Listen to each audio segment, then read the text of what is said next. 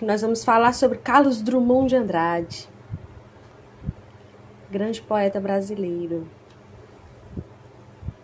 Boa noite, vocês que estão chegando. Sejam bem-vindos ao nosso Momento Nota 1000 dessa terça-feira. A gente vai falar hoje sobre um poema em particular, da grande obra poética de Carlos Drummond de Andrade, talvez um dos poetas mais conhecidos da nossa literatura brasileira. A nossa poesia brasileira ela é bastante rica, ela tem grandes nomes, nós temos grandes nomes na poesia, desde o início da nossa literatura propriamente dita, né? A gente tem grandes nomes na nossa poesia, Gregório de Matos, Tomás Antônio Gonzaga, Cláudio Manuel da Costa, passando pelos românticos, Gonçalves Dias, né? O grande Gonçalves Dias, que tem um trecho dele no poema do nosso hino nacional. Então, a nossa poesia brasileira ela é muito rica. Boa noite. Né? É uma poesia muito rica, muito com grandes personalidades, né? No século XIX a gente ainda teve Olavo Bilac, né? Então a gente tem aqui uma infinidade, uma galeria enorme de poetas na nossa literatura. O século XX também não deixou para trás, né, essa tradição de formar grandes poetas na nossa literatura. E a gente tem um nome de peso nesse time, que é Carlos Drummond de Andrade. O Drummond era um mineiro de Itabira, na região do Triângulo do Ferro, Triângulo Ferreiro, pode ser que o nome eu erre aqui, tá? É uma região rica em produção de minério de ferro, né? Vocês sabem que Minas é uma região, daí o nome Minas Gerais, né?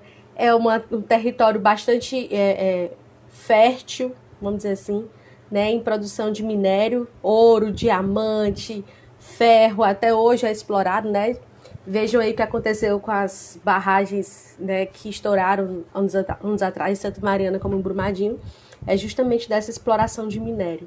E o Drummond, ele nasceu em Itabira, que é uma região, que é uma cidade que está nessa região bastante, né, produtora desse ferro, do minério de ferro. E ele foi para o Rio, foi ser funcionário público no Rio, ele muitos anos viveu em Itabira, tem até um poema que ele fala isso, né? Muitos anos vivi em Itabira, e depois ele foi para o Rio, e ele viveu então o resto da sua vida, a maior parte da sua vida, no Rio de Janeiro, né? Se vocês fizerem aí uma pesquisa no Google, vocês vão encontrar uma estátua famosa do Drummond numa praia, lá no Rio, acho que é Copacabana, posso estar enganada também no nome, que ele está sentado, né? Uma estatuazinha de bronze, que marca a presença do Drummond no Rio de Janeiro, que foi muito importante. A gente vai falar sobre esse poema, Os Ombros Suportam o Mundo, que foi publicado no livro de poesias, uma coletânea organizada por ele mesmo, uma antologia poética chamada Sentimento do Mundo. É o terceiro livro publicado do Drummond, o primeiro livro que ele publicou foi em 1917, se não me engano a data aqui, ou foi 27, acho que foi 27. 1927 foi a primeira publicação de uma coletânea de poesias dele, chamada Alguma Poesia. Ele publicou mais um, Claro Enigma, depois. E esse, O Sentimento do Mundo, é o terceiro livro, a terceira antologia dele de poesias, que foi publicado em 1940. Esse poema em particular, Os Ombros Suportam o Mundo, que nós vamos estudar agora, ele foi escrito em 1935. Ele foi escrito em 1935, mas o Drummond reuniu a obra dele, os poemas que ele tinha ali daquela temática que ele achou interessante, e a gente já falar sobre essa temática, que ela diz muito sobre a poesia e sobre a obra, né, o sentimento do mundo de forma geral. E aí ele publicou em 1940. A data 1940 é muito significativa. A gente já falou aqui em alguns momentos passados que o Drummond, que o Brasil nesse período estava inserido num momento muito delicado. A gente estava aqui no Brasil sob a ditadura de Getúlio Vargas, que tinha iniciado em 1937, uma ditadura moldada pelo fascismo, mas também muito particular do que era o Getúlio Vargas. A gente estava no meio da Segunda Guerra Mundial, né, porque a Segunda Guerra Mundial iniciou em 1939, Então a gente estava aqui no meio, assim, né? Estava no começo, no ponto ainda de incerteza, de indeterminação dessa guerra, saindo de um pós-guerra, porque a Primeira Guerra Mundial, ela não aparentava ser tão grandiosa e tão destruidora como ela foi. Então ela trouxe uma repercussão muito negativa para o mundo. Então o mundo ainda estava nessa fase de recuperação, vamos dizer assim, quando inicia uma nova, quando surgem os movimentos totalitários, nazismo, fascismo, o comunismo. Então tudo isso, né, gera esse período de muita incerteza, de muita instabilidade econômica, política, social e cultural, porque a cultura de um lugar, ela acaba absorvendo o sentimento daquele povo, né? Então, a Europa passou a produzir uma cultura muito incerta, muito caótica, reflexo do que era, né, do que estava acontecendo ao seu redor.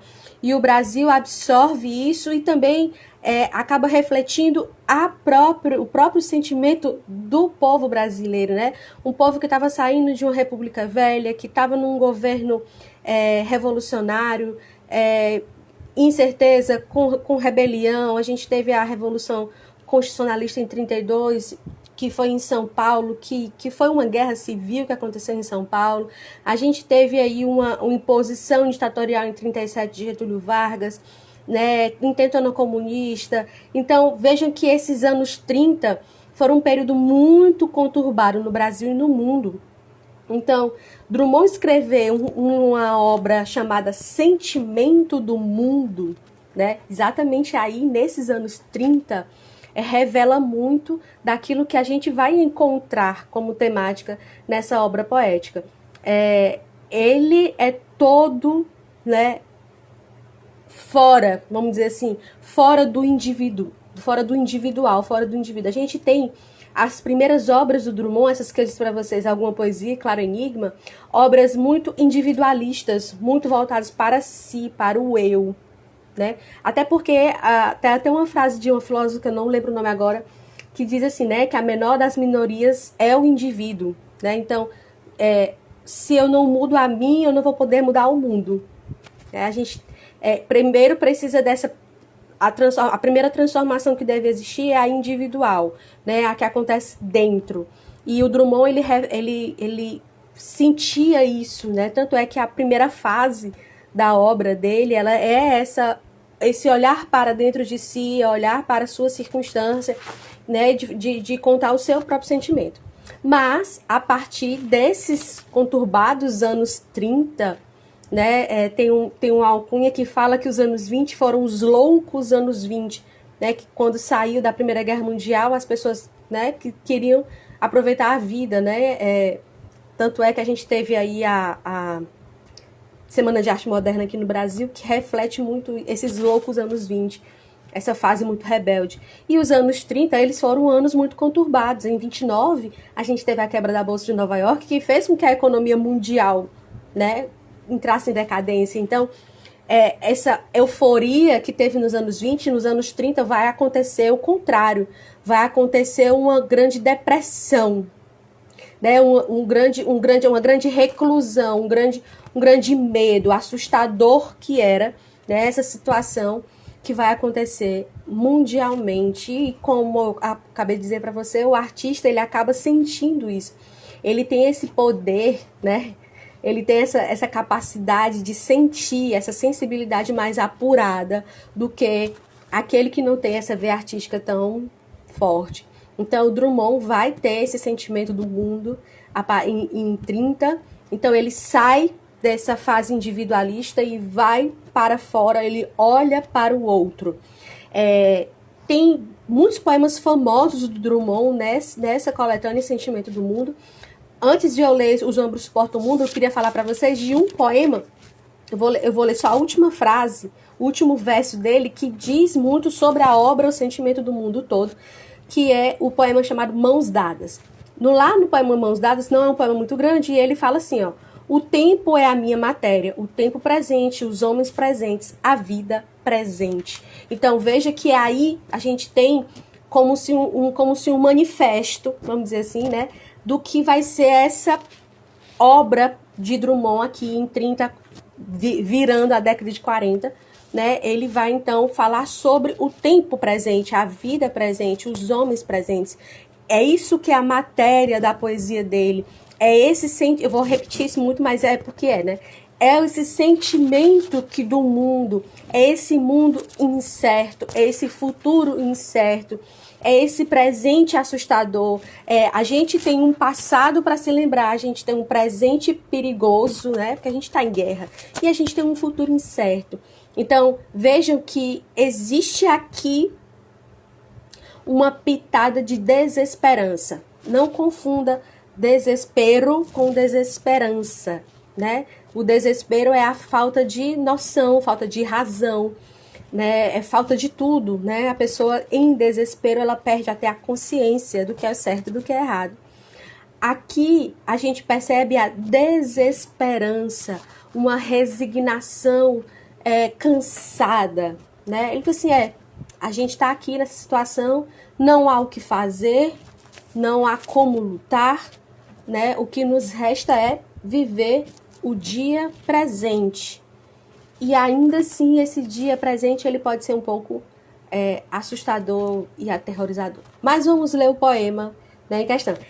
Tem lá no nosso feed, se você tiver curiosidade, depois que acabar aqui, ouvir o poema na voz do poeta. Ele gravou o áudio dessa poesia, muito interessante, porque ver como o poeta declama a poesia é sentir também, né, o que ele quis dizer, quais foram as palavras, aliás, qual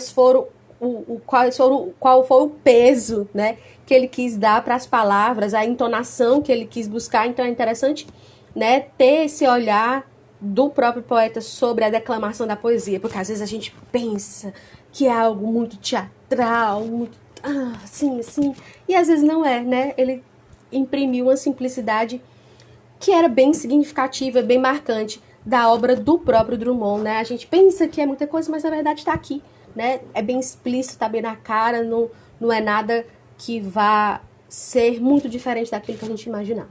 Então, vamos ver aqui, tá certo? Os ombros suportam o mundo.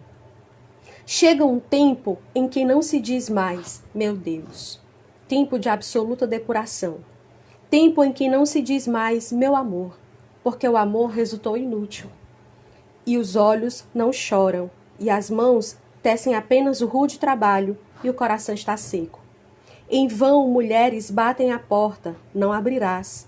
Ficaste sozinho, a luz apagou-se, mas na sombra teus olhos resplandecem enormes. És todo certeza, já não sabes sofrer, e nada espera de teus amigos. Pouco importa, vem a velhice. Ui, gente, desculpa. Derrubei. Tava no clima aqui, derrubei o celular. Vamos lá de novo. Pouco importa, vem a velhice. Que é a velhice? Teus ombros suportam o mundo, e ele não pesa mais que a mão de uma criança. As guerras, as fomes, as discussões dentro dos edifícios provam apenas que a vida prossegue, e nem todos se libertaram ainda. Alguns, achando bárbaro o espetáculo, prefeririam, os delicados, morrer. Chegou um tempo em que não adianta morrer. Chegou um tempo em que a vida é uma ordem. A vida apenas, sem mistificação. Certo? Então, falando um pouco sobre a estética desse poema, né? A gente tem aqui 23 versos, a gente não tem rima, a gente não tem um esquema definido de forma, né? O Drummond aqui assimilou, e é bem característica da obra dele. Você vai ver que ele não tem uma métrica formal, nem em quantidade de versos, nem em rima, nem em sílabas poéticas. A gente não vai encontrar essa métrica em Drummond, assim como a gente não encontra isso nos modernistas que vieram pós-22. Um aqui e ali ainda vai seguir um esquema mais rígido de forma, padrão, mas a geração de 22, ela quebra o paradigma de poesia, principalmente da poesia parnasiana, que era a poesia que estava em voga até o momento. E aí a gente vê que os poetas de então, de 22 em diante, eles então quebram, né, essa característica de métrica. A gente não tem rima, a gente não tem uma quantidade certa de estrofes, nem sílabas poéticas. A gente encontra mais a expressividade, a a busca pela forma de falar, vamos dizer assim, né, a busca pela expressão do eu lírico, do que propriamente encaixar isso dentro de um esquema rígido formal. Então a gente não tem nenhuma forma aqui, né? A gente tem esses 23 versos divididos em 3 estrofes, num sentimento de, como eu tinha dito antes, de uma resignação, né? Ele fala: chegou um tempo em que não adianta morrer. Depois ele fala: pouco importa que venha a velhice. O que é a velhice? Né? Então, veja assim, não existe para o poeta, para o eu lírico, não vamos falar poeta, vamos chamar de eu lírico, porque a gente não pode bater o martelo aqui que isso aqui era o Drummond, né? Até porque a gente percebe que ele fala um pouco para o coletivo, para o social, né? Ele não fala em nome de si. Como eu disse para vocês no início, ele não é mais individual, né? Ele olha para o outro. Então é como se ele estivesse usando aqui uma terceira pessoa. Ele está falando de uma sociedade, de um povo, de um coletivo, certo? Então a gente vai chamar isso aqui de eu lírico, né? Que é mais justo nessa análise. Então a gente diz um eu lírico que fala que tempo em que não se diz mais meu Deus, tempo em que não se diz mais meu amor, porque o amor resultou inútil. Então, é um tempo de tanta desesperança, em tanta falta de fé, que a gente não encontra mais Deus, a gente não encontra mais o amor. Né? Veja, né, que essa falta de transcendência vai trazer esse vazio, essa resignação conformada, quase que triste, né? Porque ele, veja que cena interessante ele forma aqui, ele diz assim, ó: em vão mulheres batem a porta, não abrirás. Você imagina que a cena, ó, você tá numa casa toda fechada, né? Sozinho, no escuro, as pessoas batendo na porta, mas você não vai abrir. É um pouco pesada essa cena, não é? E ele continua: ficaste sozinho, a luz apagou-se. Olha só o vazio. Mas na sombra teus olhos resplandecem enormes. É quase um fantasma, né? Veja assim, uma casa vazia, uma pessoa sozinha, no escuro, as pessoas batendo na porta e ele não vai abrir, mas a única coisa que ele consegue distinguir naquela escuridão são só os olhos que resplandecem, né? É quase, como eu disse, um fantasma. És todo certeza, já não sabe sofrer. Acabou o sentimento. Ele é só a resignação, ele é só a casca.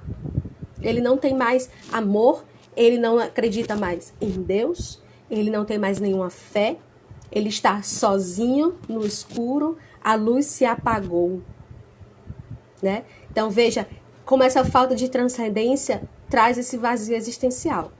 Eu vou abrir aqui um parênteses, né, com vocês. Aqui no nosso feed, lá no YouTube, nós temos um comentário sobre um livro chamado Em Busca de Sentido, de um psiquiatra austríaco chamado Viktor Frankl. E já diz o título do livro, né? Em Busca de Sentido.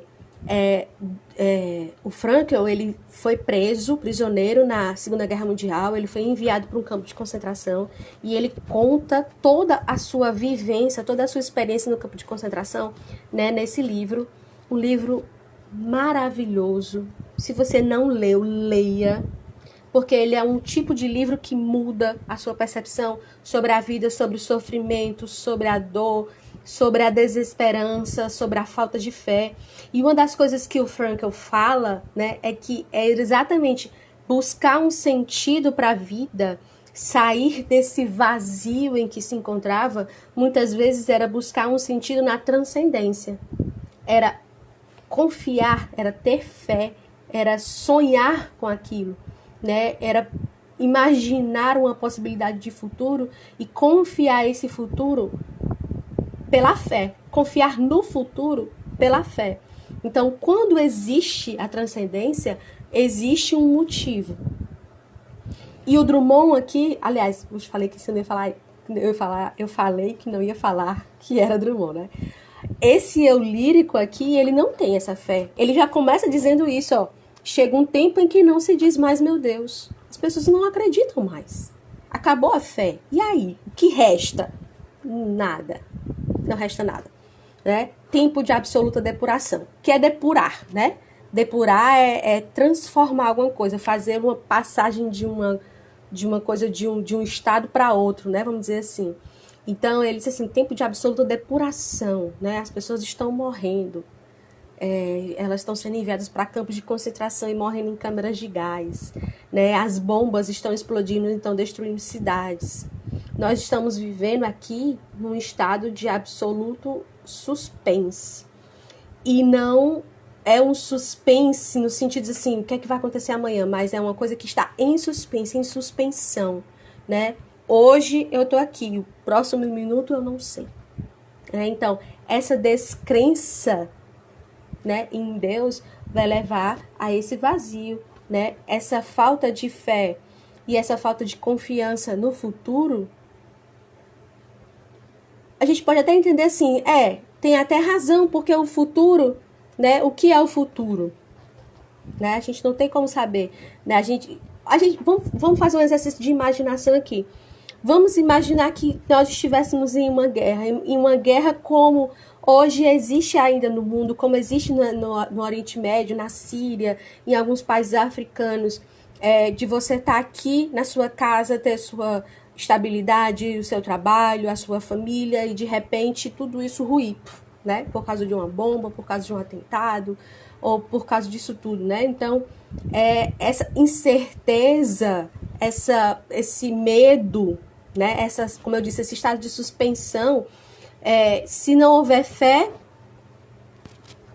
né? Já era mesmo, né? Já era mesmo.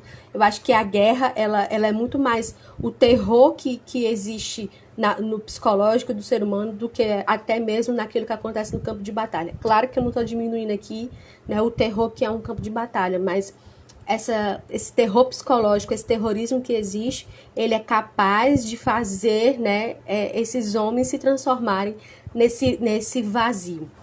E é exatamente isso que o nosso eu lírico retrata, né? Daí porque a gente tem esse título, Sentimento do Mundo, para a obra, né?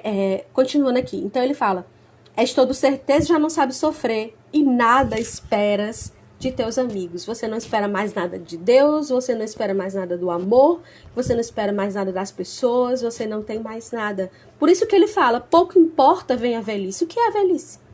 Né? Eu vou envelhecer, será? Será que o futuro reserva isso para mim? Fica aí uma reflexão que a gente tem que fazer, né? Será que eu tenho um amanhã e esse amanhã me proporcionará uma velhice? Né? Pouco importa ver a velhice. O que é a velhice? Teus ombros suportam o mundo e ele não pesa mais que a mão de uma criança. Olha só, é interessante aqui, vamos fazer aqui outro exercício de imaginação. Poesia é isso, né? A poesia, ela tem essa capacidade de nos fazer essa linguagem multifacetada. A gente pode tirar diversas interpretações daqui, né? E é exatamente isso que a linguagem poética proporciona e por isso que ela é bastante interessante. Teus ombros suportam o mundo. Existe um mito grego, o mito de Atlas. Para quem não conhece, depois também deu uma pesquisada, né? Atlas era um titã e os titãs fizeram uma revolta contra Zeus, né? Não era contra Zeus, não, era contra Urano, que era um grande deus. E os deuses, liderados por Zeus, aí sim, né?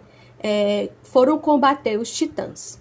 Titãs, eles eram homens gigantes, enormes, né? Que habitavam a Terra. Isso no mito grego, né? E aí, os deuses liderados por Zeus venceram. Daí porque Zeus virou os deus dos deuses, o chefe dos deuses, porque ele conseguiu, né, ganhar essa guerra contra os titãs.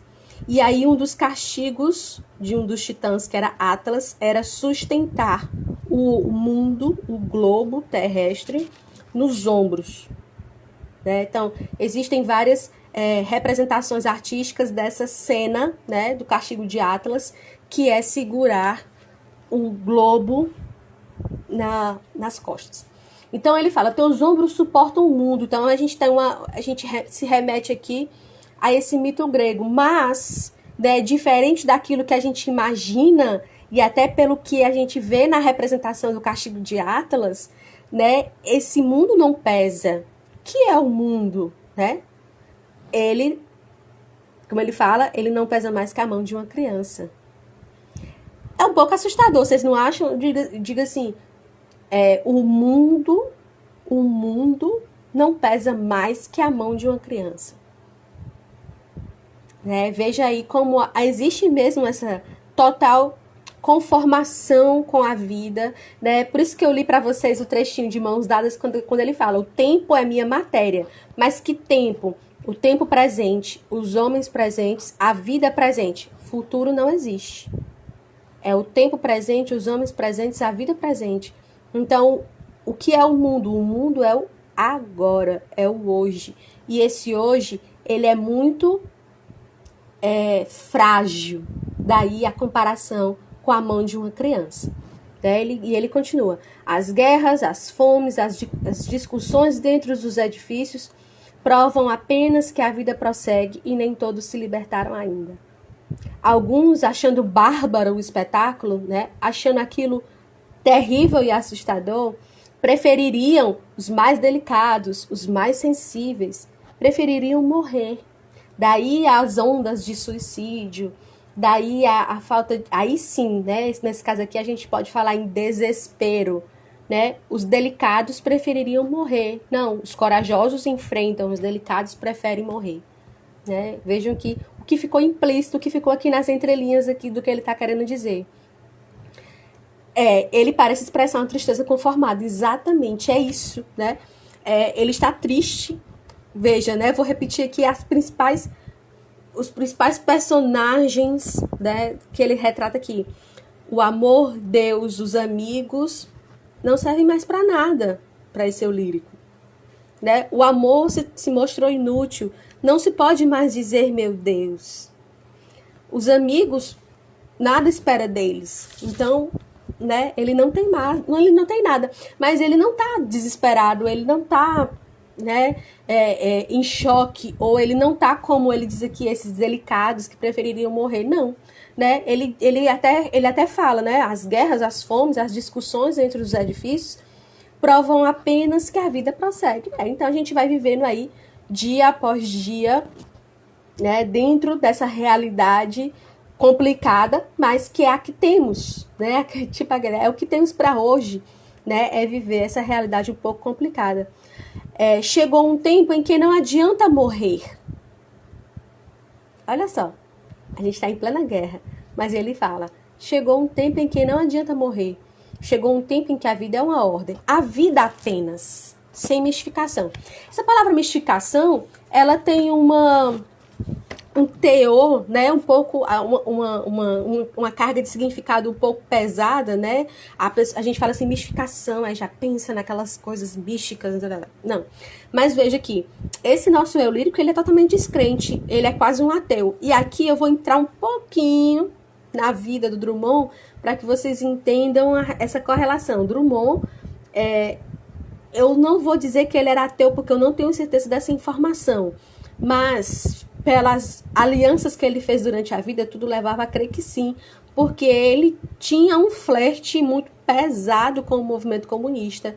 Nós temos na nossa literatura brasileira grandes nomes que se envolveram com o Partido Comunista Brasileiro.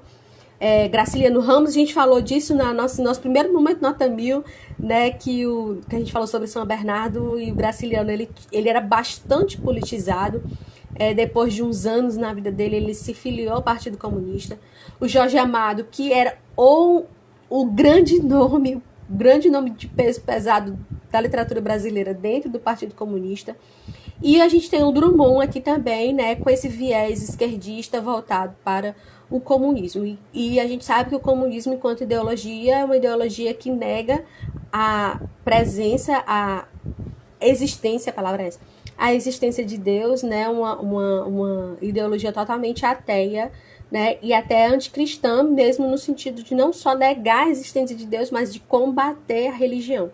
Então, se o Drummond tinha esse flerte com o esquerdismo comunista, então a gente pode deduzir que ele tinha aí, então, esse pé no ateísmo. Então, veja, esse ateísmo, né, essa falta de fé, Raquel de Queiroz também, ela foi até presa, né, durante a ditadura militar. Só que, veja, eu falei desses 3 nomes porque a gente vê isso muito na obra, né, se reflete muito na escrita do escritor. Porque às vezes a gente pode até ter um escritor que tem uma ideologia, que segue uma determinação política, mas que não retrata isso na obra. Ele não faz uma panfletagem, né? Ó, cuidado com esse nome, viu? Eles não fazem uma panfletagem da sua ideologia na sua escrita. Diferente do que a gente vai encontrar num Jorge Amado, que era um escritor muito comunista e que as obras dele refletiam muito esse ideal. Né? E a gente vê aqui no Drummond não um panfleto comunista, mas uma ideia de como é que eu posso falar? Vou achar uma palavra aqui para dizer, para ficar mais claro. Né? Uma ideia dessa ausência, vamos dizer assim, né? De fé, de crença, de Deus. E aí, quando ele fala a vida apenas sem mistificação, ele tá falando disso, né? Assim, ó, não vai ter fé, não vai ter crença, não vai ter Deus, não vai ter nada, né? A gente não tem nada, né? Chegou um tempo em que não adianta morrer, né? Chegou um tempo em que a vida é uma ordem, a vida apenas sem mistificação. Eu tava lendo um artigo sobre a análise desse poema e eu achei interessante que o autor fala o seguinte, deixa eu achar aqui para vocês. Tá aqui. Ele fala assim, ó, assim, ao afirmar-se que a um determinado tempo não há mais como dizer palavras de amor, nem clamar, pedir auxílio a Deus, por exemplo, infere-se a descrença e a desesperança do eu lírico em relação ao seu próprio futuro, como indivíduo e ao futuro da coletividade. Com isso, atitudes de compaixão, de amor com o próximo se tornam inúteis, já que o amor e nem Deus puderam salvar o mundo das guerras.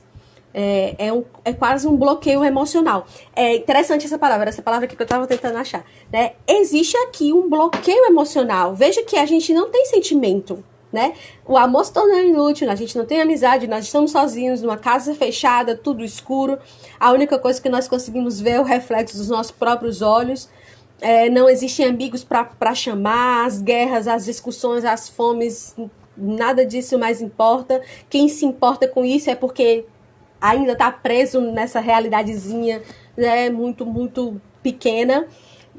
Não adianta mais morrer, não adianta mais nada, né? Então, ele, em vez de se desesperar, ele se bloqueou emocionalmente.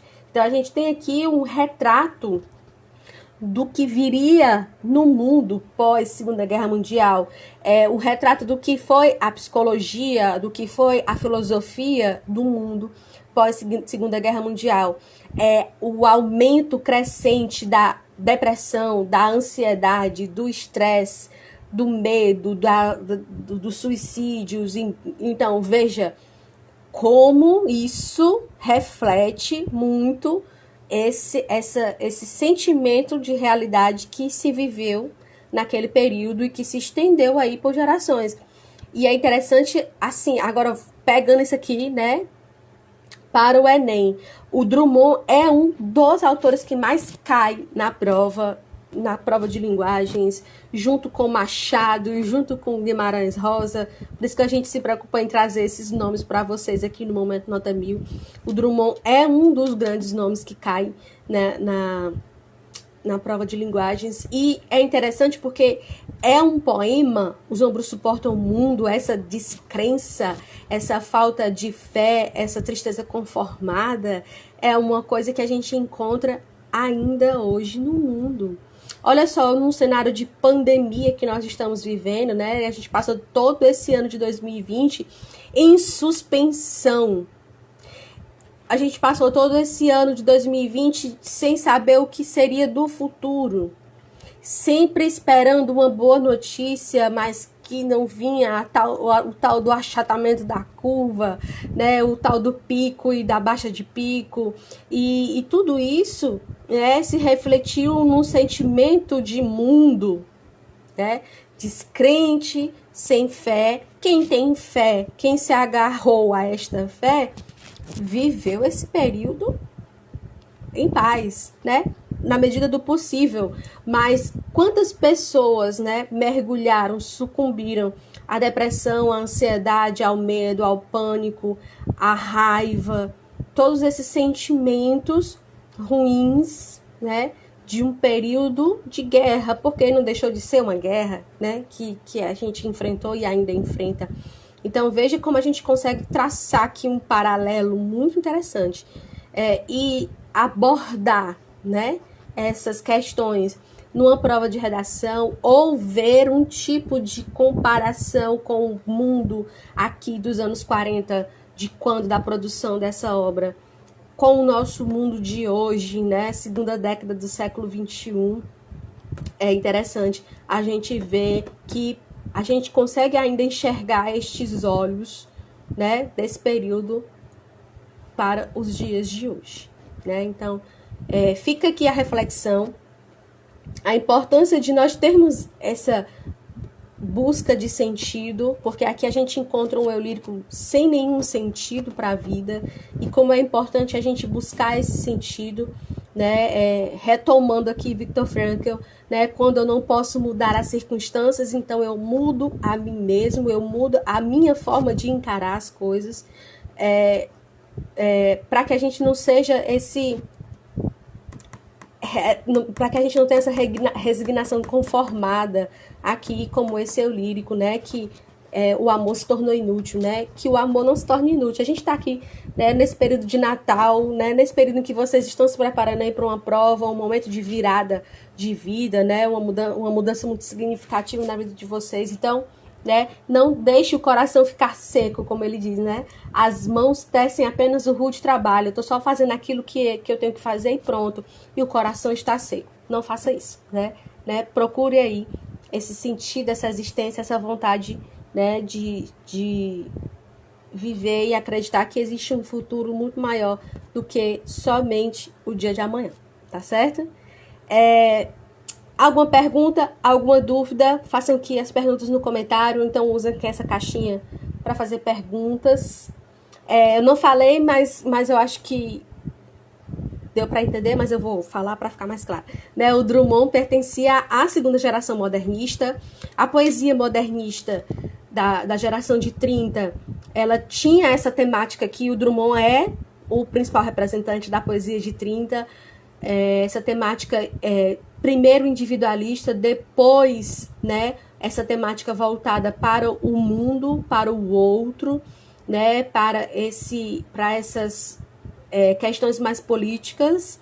A gente vai ter aqui um poema, uma antologia poética do Drummond que vai ser bastante, né, com essa temática social, que é A Rosa do Povo, que é posterior a esse livro O Sentimento do Mundo, mas a gente já vê aqui a poesia social dele, né, bem forte, a partir de 1940, com a publicação dessa obra.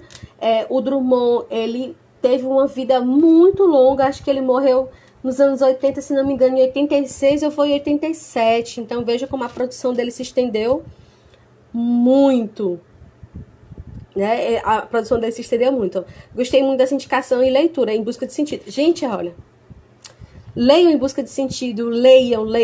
Mas eu não gosto de filosofia, nem de autoajuda, nem de psicologia, não tem nada disso.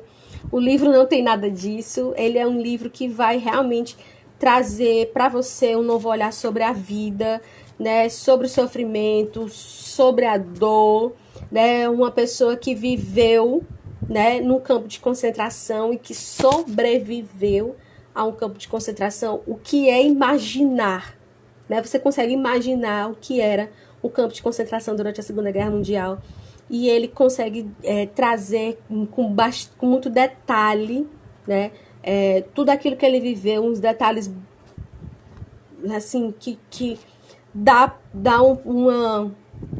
A leitura não é rebuscada, não é difícil de você entender, né? Embora ele tenha escrito nos anos 40 e ele seja um médico, psiquiatra, a leitura não é complicada. Você consegue tirar bem essa leitura dele entender o que ele está dizendo. Não é um livro caro. Esses dias mesmo eu estava olhando ele na internet, ele estava por volta de uns R$30. Mas assim, é um livro que vale a pena. E depois que você lê, vale a pena você emprestar para alguém para ler, porque você vai querer que outras pessoas também tenham contato com essa leitura.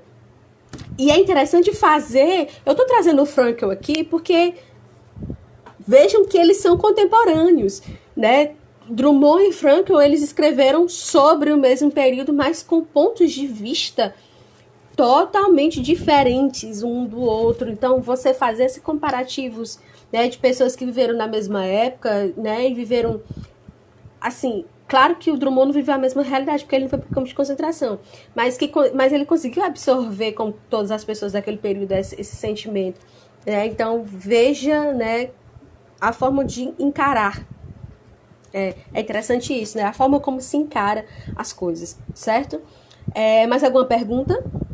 Fiquem de olho aqui no nosso Instagram, a gente está sempre colocando para vocês conteúdo, nosso canal no YouTube, nosso canal no Telegram, a gente tem aí diversos canais para vocês aí que estão, né, nessa reta final, tá bom? Então, até a próxima e tchau, tchau.